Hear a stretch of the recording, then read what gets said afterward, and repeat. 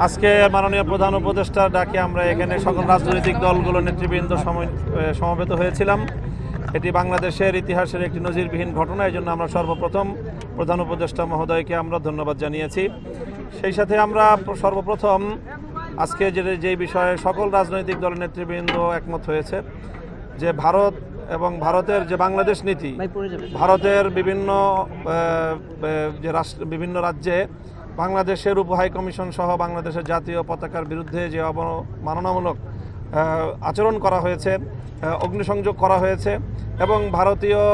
Media এবং ভারতীয় রাষ্ট্রের বিভিন্ন দায়িত্বশীলদের পক্ষ থেকে বাংলাদেশ বিষয়ে যে বক্তব্যগুলো এসেছে তার তীব্র সমালোচনা এবং নিন্দা জ্ঞাপন করা হয়েছে। সেই সাথে বাংলাদেশের অন্তর্বর্তীকালীন সরকারের ভারতের এই আগ্রাসী মনোভাবের বিরুদ্ধে যে আত্মমর্যাদাপূর্ণ যে সাহসী পদক্ষেপ, সেই সাহসী পদক্ষেপের সাথে সকল রাজনৈতিক দল সংহতি প্রকাশ করেছে এবং তাদেরকে সাহস জুগিয়েছে এবং ভবিষ্যতে যে কোনো রাষ্ট্রীয় পদক্ষেপের সাথে, সরকারের পদক্ষেপের সাথে সকল রাজনৈতিক দলগুলো একমত থাকবে এবং তারা সংহতিতে থাকবে, এই প্রতিশ্রুতি দেওয়া হয়েছে। সেই সাথে আন্তর্জাতিক গণমাধ্যমে ভারতের এই যে অপপ্রচার, সেই অপপ্রচারের বিরুদ্ধে বাংলাদেশের অবস্থান তুলে ধরার জন্য বাংলাদেশের স্থানীয় জাতীয় গণমাধ্যম এবং আন্তর্জাতিক গণমাধ্যমে রাষ্ট্রকে, সরকারকে যথাযথ ভূমিকা পালন করার জন্য এবং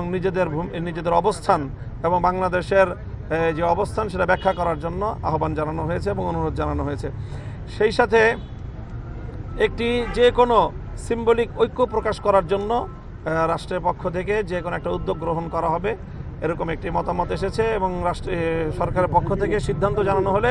আমরা সকলে ঐক্যবদ্ধভাবে তার সাথে আমরা অংশগ্রহণ করব। আমরা ঐক্যবদ্ধভাবে কোনো গোষ্ঠীও নয়, বরং বাংলাদেশের স্বাধীনতা এবং সার্বভৌমত্বের প্রশ্নে সকল সংকীর্ণতার ঊর্ধ্বে বাংলাদেশের প্রশ্নে যারা আমরা ঐক্যমত, 5ই আগস্টের পর থেকে যারা বাংলাদেশকে নতুন বাংলাদেশ হিসাবে গড়ে তুলবার স্বপ্ন দেখছি, তারা সকলে ঐক্যবদ্ধভাবে আগামী দিনে বাংলাদেশকে আমরা রিপ্রেজেন্ট করব, সেই বিষয়ে আমাদের সকলের মধ্যে ঐক্যমত প্রতিষ্ঠিত হয়েছে। সেই সাথে আমরা বিশেষভাবে যে মতামতটি দিয়েছি সেটি হলো যে আন্তর্জাতিক অঙ্গনে বাংলাদেশের যে সকল মিত্র রাষ্ট্রগুলো রয়েছে, বিশেষ করে ভারতের চারিপার্শ্বে যে সকল রাষ্ট্রগুলো থেকে ভারত তার পররাষ্ট্রনীতির কারণে উৎখাত হয়েছে এবং সেখান থেকে প্রত্যাখ্যাত হয়েছে, শ্রীলঙ্কা, মালদ্বীপ, নেপাল সহ আন্তর্জাতিক বিশ্বের অন্যান্য রাষ্ট্রগুলোর সাথে সংহতি গড়ে তুলে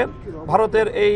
আগ্রাসী মনোভাবের বিরুদ্ধে বাংলাদেশকে আন্তর্জাতিক অঙ্গনে নিজেদের মিত্রদেরকে নিয়ে নিজেদের অবস্থানকে শক্তিশালী করার জন্য আমরা মতামত দিয়েছি এবং পরামর্শ দিয়েছি এবং আমরা আশা করি যে সেই বিষয়ে আগামীতে পদক্ষেপ দেখা যাবে ইনশাআল্লাহ।